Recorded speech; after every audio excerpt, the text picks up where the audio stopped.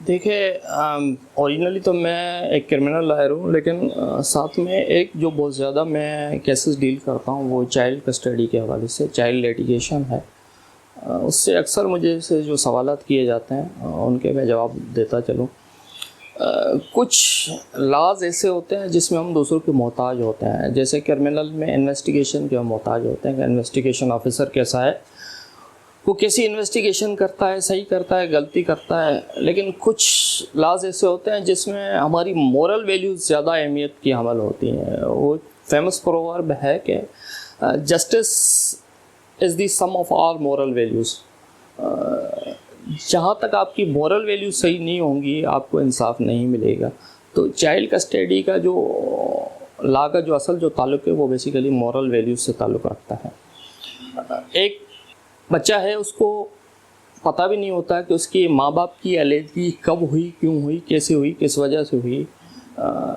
وہ اپنا آپ سے الگ ہو کے وہ اپنے آپ کو آزاد کر بیٹھے ہیں، لیکن اس دوران میں جو بچہ ہوتا ہے وہ اپنی ماں باپ کی انا کا شکار ہو کر وہ یوں سمجھے آن ٹرائل چل رہا ہوتا ہے، وہ ایک کیسز بھگت رہا ہوتا ہے۔ اور یہ ایک چھوٹا پروسیس نہیں ہوتا۔ کہنے کو تو ہمارے یہاں ایک پروویژن ہے 12A کی کہ اس میں ہمیں 6 ماہ کے اندر ہم نے یہ چائلڈ کسٹڈی کے کیسز ڈسپوز آف کرنے ہیں، لیکن انفارچونیٹلی یہ کیسز کم از کم بھی میں کہہ رہا ہوں، بچہ اگر 4 سال کی عمر میں کیسز آیا ہے تو ہم نے دیکھا ہے کہ وہ 13-14 سال کی عمر تک وہ یہی کیسز چل رہے ہوتے ہیں جب تک وہ بڑا نہیں ہو جاتا، یہ لیٹیگیشن ختم نہیں ہوتی۔ اور اس لیٹیگیشن کو بہت آسان طریقے سے جہاں تک میں سمجھتا ہوں سلجھایا جا سکتا ہے، صرف اپنی انا کو سائیڈ پہ رکھ کر۔ باپ ذمہ دار ہے ہماری شریعت میں بھی، ہمارے لا کے اندر میں بھی، کہ وہ بچوں کو پراپرلی مینٹین کرے گا، اور ماں باؤنڈ ہے کہ وہ اپنے بچوں کی پراپر ایکسس دے گی اس کے باپ کو۔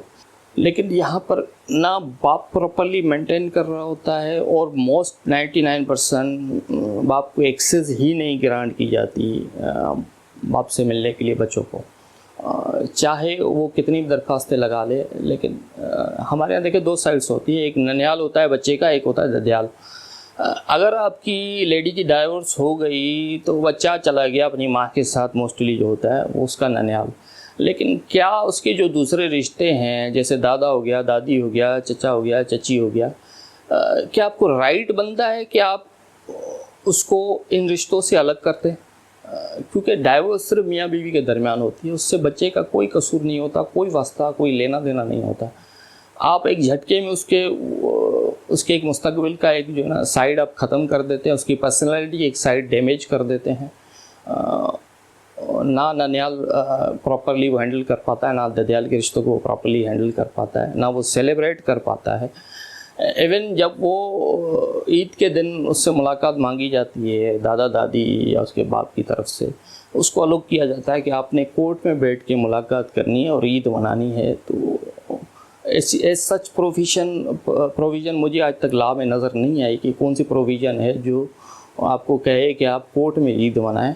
اور جب اگر اس کو ایک دن کے لیے ایکسس دی بھی جاتی ہے تو اس کے ساتھ اتنی کڑی شرائط لگائی جاتی ہیں کہ آپ نے مثال کے طور پہ 1 لاکھ کی شورٹی جمع کروانی ہے، آپ نے پاسپورٹ بھی جمع کروانا ہے، اور ساتھ میں اپنے انڈر ٹیکنگ بھی لکھ کے دینی ہے۔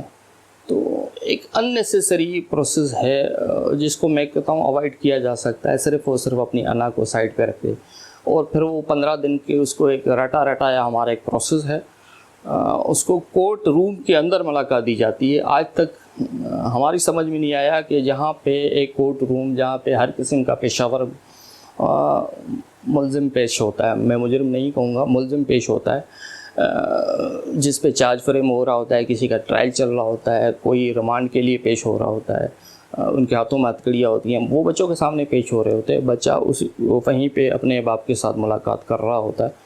تو آپ سمجھ سکتے ہیں کہ ایسے بچے پہ آگے چل کے اس کے مائنڈ پہ کیا اثرات پڑیں گے، وہ آگے جا کے اس کی کیا پرسنالٹی ڈیولپمنٹ ہوگی، تو اس کی پرسنالٹی بالکل ڈیمیج ہو جاتی ہے۔ تو ہم ان چھوٹی چھوٹی چیزوں کو اوائڈ کر سکتے ہیں، صرف ایک سوئٹیبل میں کہہ رہا ہوں ایکسس گرانٹ کر کے والد صاحب کو، اور اس کے بدلے میں اگر والد بچے کو پراپرلی مینٹین کرے تو یہ مسئلہ یہیں پہ حل ہو سکتا ہے۔ ہم اس کو خام ایک لیندی پروسیس بنا کے اس چیز میں لاہور میں تھوڑا بہت کام ہوا ہے، چائلڈ ریفارمس ہوئی ہیں لیکن چائلڈ لا کے حوالے سے، لیکن یہاں پہ انفارچونیٹلی سندھ میں ابھی تک ایسا کوئی بھی اسٹیپ نہیں اٹھایا گیا. تو اس لا چائلڈ کسٹڈی لا پہ سندھ کے اندر کم از کم بہت زیادہ ضرورت ہے کہ اس پہ پراپر ریفارمس کی جائیں، اس کے اوپر لیٹیگیشن کی جائے، لیجسلیشن کی جائے. تو امید کرتا ہوں کہ ہوگا، ابھی تک تو حالات بہت برے ہیں.